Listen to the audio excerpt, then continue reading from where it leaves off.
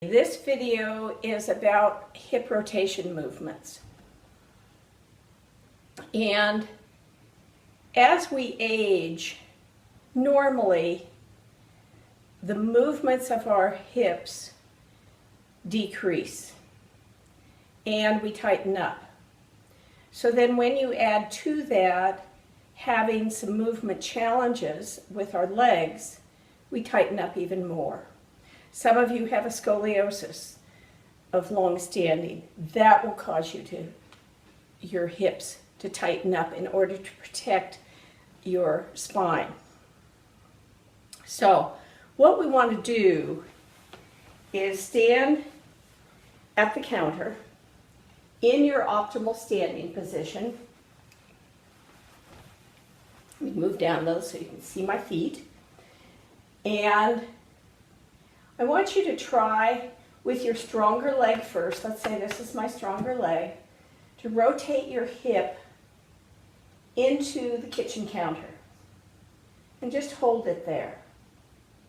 You may feel some stretch in through here and in your back. If that's too painful, then don't go quite as far.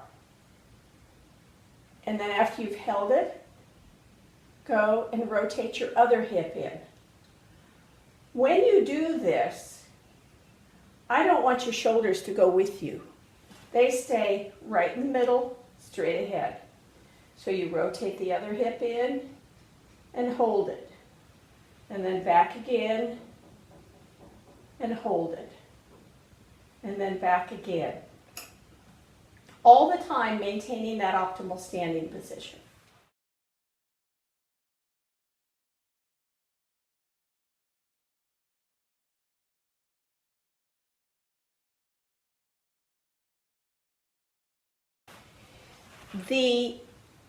You must start this holding on. I don't need to hold on right now, so I'm going to show you what this looks like head on. So I go into the optimal standing position.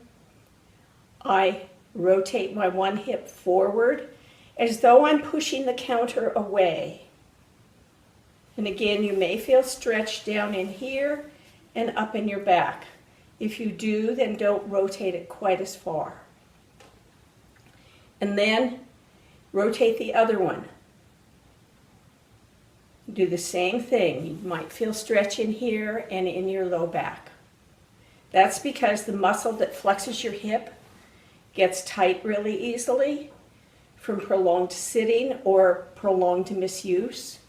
And it attaches inside your leg, goes straight up through the pelvis and attaches to your low back. That muscle, the hip flexor, is what you're trying to stretch out.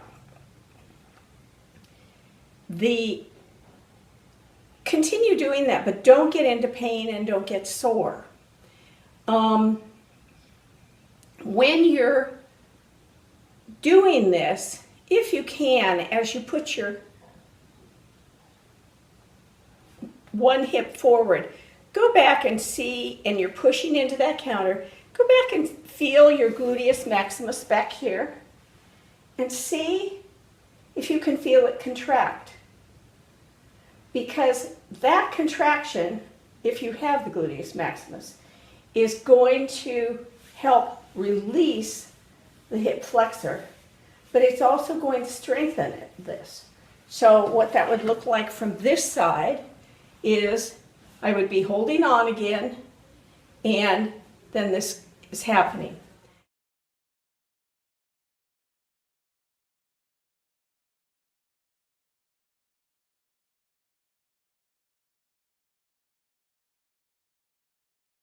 Down the line, you will be able to do this without holding on. And it's going to look like this. And yeah, you see my shoulders moving a bit. Shoot, they're not supposed to. Come on. They're supposed to stay steady. I'm giving you a bad example of what to do. But that's because I got some tightness there. You want to be able to hold that position longer and longer and get stronger and stronger. I really don't want you to go into pain, and I really don't want you to go to overdo or fatigue these muscles. What you will notice though is that the amount of pressure you put on pushing that counter away gets stronger and stronger, and you can actually start moving your feet a little bit away and still get that same pressure because you've elongated the hip flexor muscle and are able to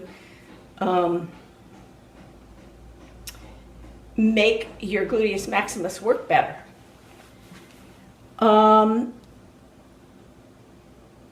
Symmetry is really important here.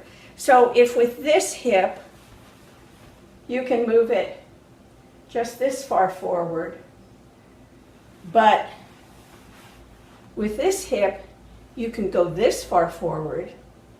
I want you to work toward getting this hip to go as far forward as that. And what that looks like from straight on is this hip only moves this far forward, whereas this hip moves way forward. So I want you to equalize those over time. All of this takes a lot of time, as we've said from the beginning. And you can start doing it a little bit faster as you go. And you'll notice that the movements get bigger and bigger over time.